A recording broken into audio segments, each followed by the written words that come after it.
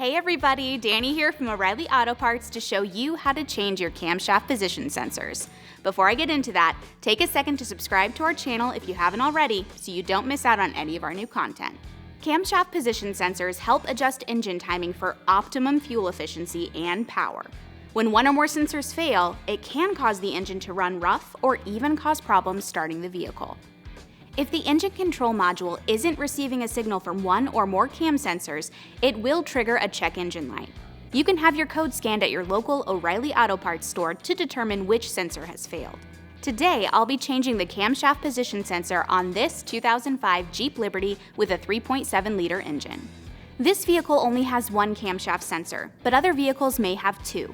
Procedures will vary from one vehicle to the next, so be sure to know the specifics for your vehicle before getting started. If you're not completely comfortable doing this yourself, we'd be happy to recommend a professional technician in your area. So if you've determined this is your problem and you've got your supplies together, here's what you'll do. Park on a level surface and open the hood.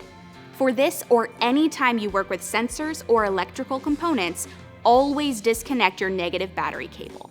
It may be easiest to remove and replace the camshaft sensor from under your vehicle, but today we'll show you how to do it from the top by removing the air filter housing, so it'll be easier for you to see. Once that's out of the way, locate the camshaft position sensor. You'll find the one on this Jeep on the passenger side of the engine, near the front. Remove the electrical connector. Visually inspect the pigtail to make sure it isn't damaged or dirty. Oil and corrosion could affect the signal from the sensor to the engine control module.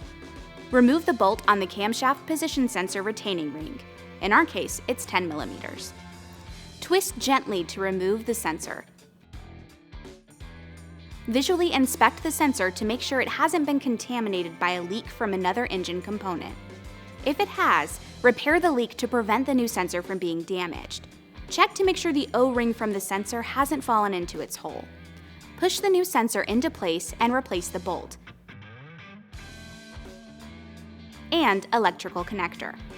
Tighten the bolt to manufacturer specifications, being careful not to over-tighten the bolt so you don't damage the mounting ear of the new sensor.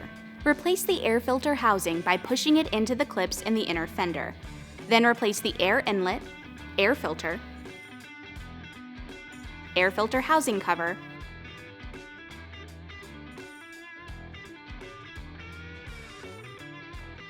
air inlet tube, and hose clamp.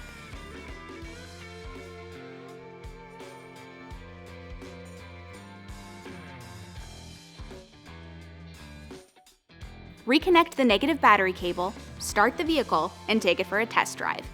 It could take 10 to 20 minutes with the vehicle running for the check engine light to shut off. And that's it! You'll find everything you need for this and other jobs at your local O'Reilly Auto Parts store or O'ReillyAuto.com. Our DIY videos are designed to help answer questions we get in our stores every day. If you found this one helpful, subscribe to our channel to get all the latest. We'll see you again soon.